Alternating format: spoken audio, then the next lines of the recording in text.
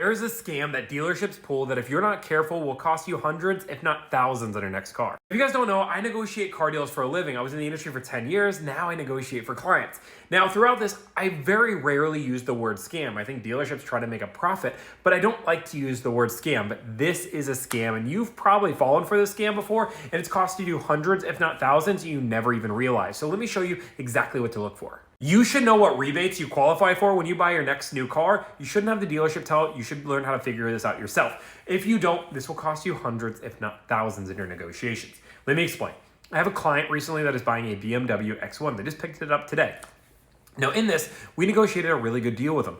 $4,000 off plus $500 off in an Adobe rebate because they work at Adobe. Now, when you finance with BMW Financial, they also give you another $500 off.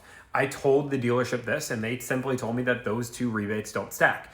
Now, when it comes to stacking rebates, the dealership normally knows best, and dealerships have no real incentive not to tell you if you qualify for a rebate or not, because it's not their money, it's BMW's money.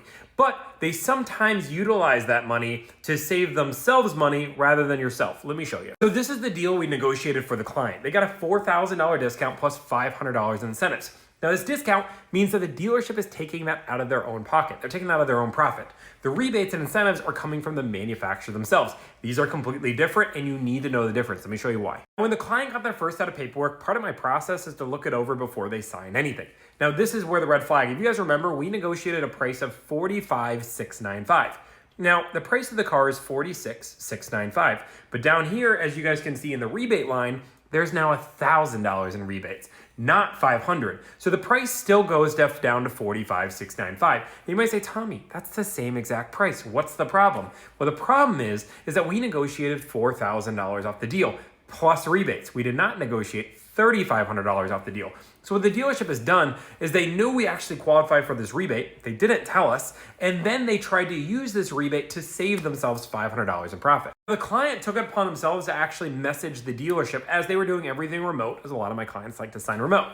And the dealership said, you only actually qualified for $500 in rebates, but everybody gets a $500 X1 rebate, and that's not really considered a rebate. It's just in the rebate line. Don't worry about it. But let me see when I get involved. And I say this over and over, dealerships know when you don't know what you're talking about. And because when they know this, they're trying to take advantage of you. So the client asks me and says, hey, can you verify this before I sign? And I realize that we should have got this rebate. So I say, hey, I verified the only rebate you qualify for is Adobe. I asked for the additional rebate. You said they didn't stack.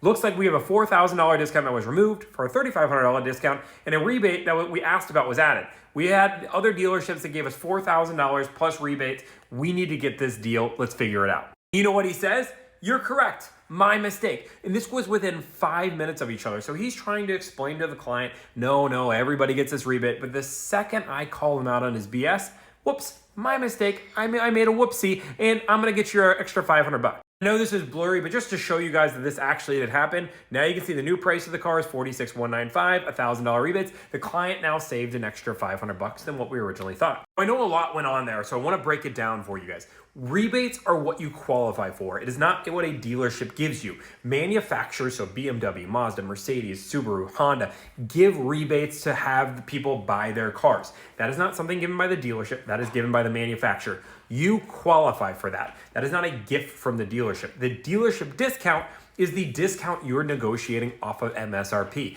You cannot separate these two, and you don't want to conflate the two, because when you do, dealerships will start taking the rebate money you didn't realize you qualified for and start adding it to the discount.